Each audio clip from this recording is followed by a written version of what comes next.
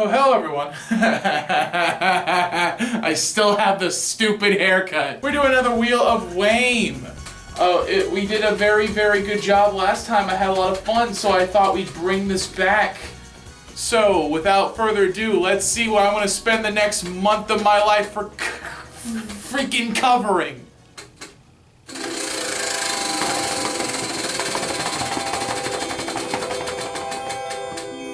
Alright, so we're going to be talking about the Portsmouth Sinfonia Plays the Classic by Glumberger on Patreon. Alright, that's what we're going to cover. Welcome back, everyone, to The Worst Album Ever Made, a show where we're still on the hunt to try to find out what is the worst album ever made. And right now, you are listening to William Tell's Overture, a wonderful, beautiful piece of classical music that was made all the way back in 1828 by this man. I can't pronounce it, but that's his name right there. This music right here is very, very beautiful, and it is such a staple of American Western culture. I mean, this is a very famous piece of music, and it's clear to see why. It's very well made and pristine and beautiful. It is elegance written out and performed for your ears. So now, let's listen to this same exact piece of music, but played by the Portsmouth Sinfonia.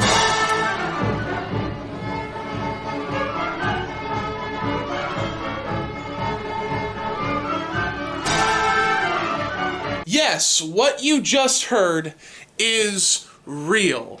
And you might be thinking to yourself, wow, it sounds like everyone in this orchestra does not know how to play their instruments. And guess what? You're right, they don't. That's the whole point of the orchestra. No one in the entire symphony knows how to play their instrument.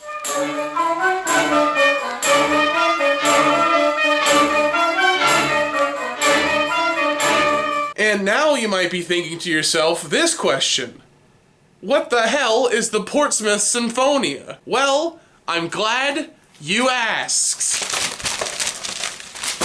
The Portsmouth Sinfonia was founded in 1970 at the Portsmouth School of Art, the main founder being famous British composer Gavin Bryars. The main draw of the orchestra was the fact everyone had little to no experience and they were brought in to play the most famous pieces of classical music. Anyone who did have musical experience, they unfortunately had to pick an instrument they had no idea how to play.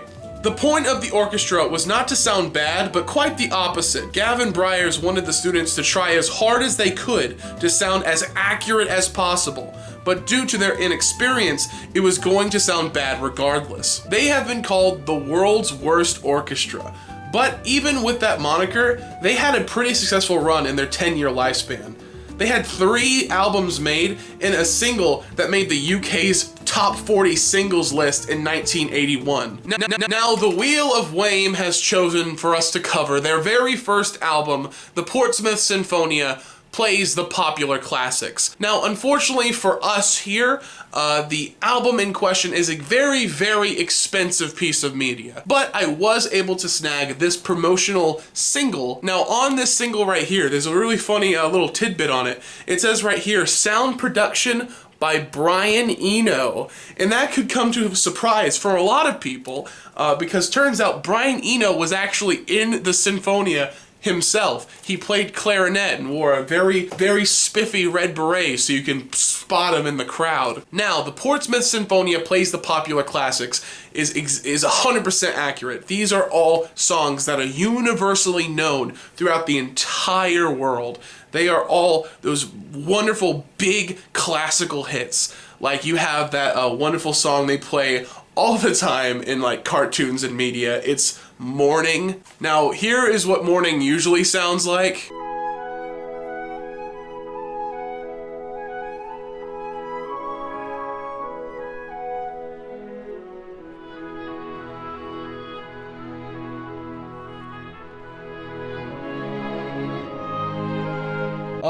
Yep, that was pretty amazing. But what about the Sinfonia version? Let's listen to that.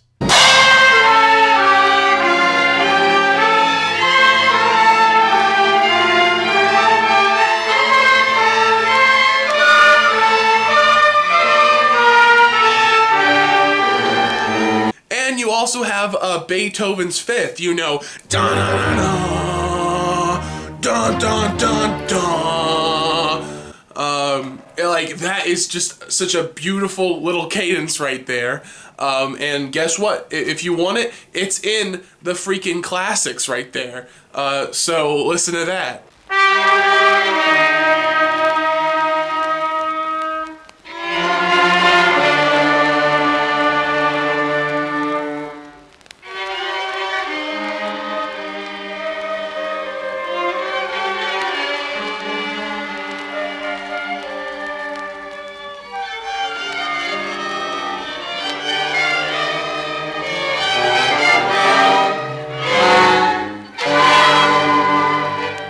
So as you can tell, there is a lot of wonderful themes that are being covered by the Sinfonia. And I wouldn't even call it lampooning, and it's more like they are middle schoolers at their middle school recital just trying their hardest to play this as accurately as possible.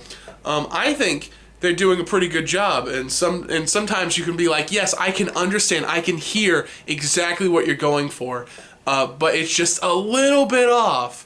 So it doesn't really work.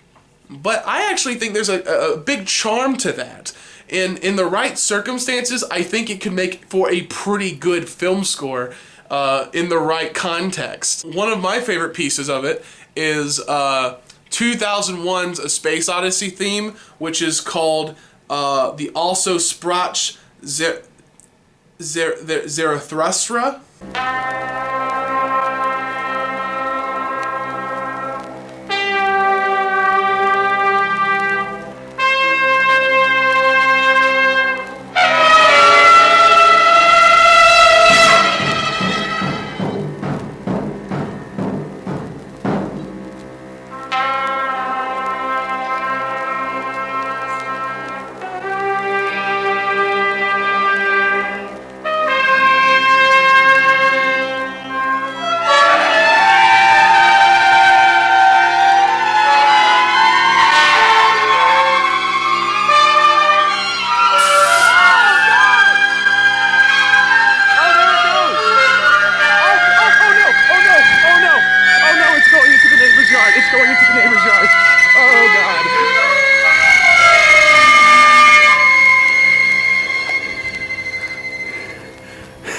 Last year, to commemorate the anniversary of the Portsmouth Sinfonia, they released this. This is The World's Worst, a guide to the Portsmouth Sinfonia.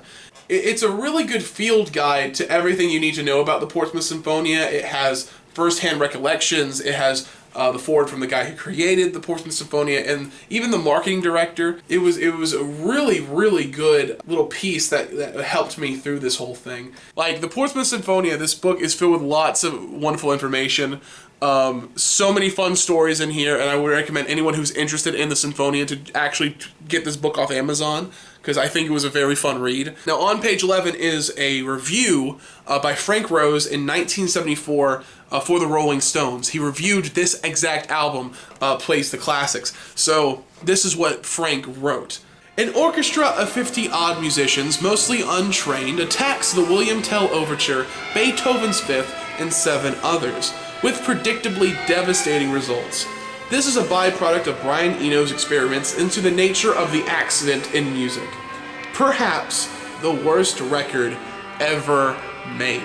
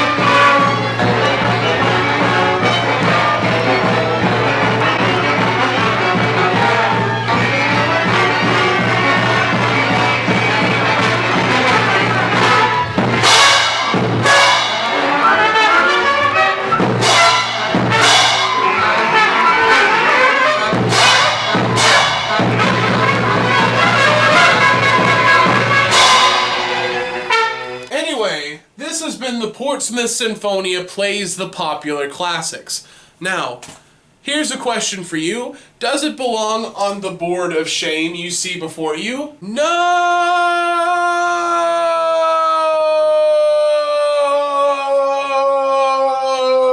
It does not. And there's something really, really charming about a whole bunch of college students coming together, trying their damned hardest to play some of the hardest music in, like, all of music. And now, if they were trying to sound bad on purpose, that would completely change how I would feel about it. But because they're trying as hard as they can, the freaking passion behind this project, that they spent 10 years just freaking trying their hardest to learn how to play, it's a wonderful story, and I think when I listen to it now, I'm just so overwhelmed with just a wholesome attitude. And it's like, when you see people try their freaking hardest, you have no, like, reason not to just respect that and clap along and cheer for them when they get notes right. Thank you to y'all for making it to the end of the video. Thank you for Glumburger for the suggestion. If you want to put a suggestion on the Wheel of W.A.E.M and you want to guarantee it makes a spot, support me on Patreon. Patrons that subscribe for just $1 can get their suggestion put on the Wheel of W.A.E.M when I do another episode of it. Thank you for subscribing, liking the video. Anyway, that's enough plugging. I guess I'm leaving. Goodbye.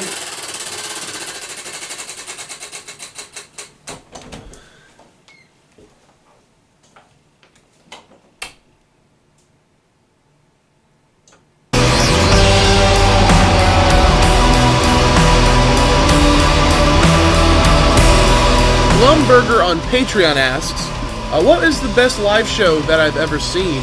Now, I haven't been to a lot of live shows, but I have seen They Might Be Giants twice, and both times were excellent. Speaking of Glumburger, this is his band right here that you are listening to. I'm going to send you a link down below for you to listen to their band. They're called the Bird and Limbs, and yeah, it's pretty cool. So check that out in the description if you want to see some of their other music. All right, I guess that's all the time I got. Bye.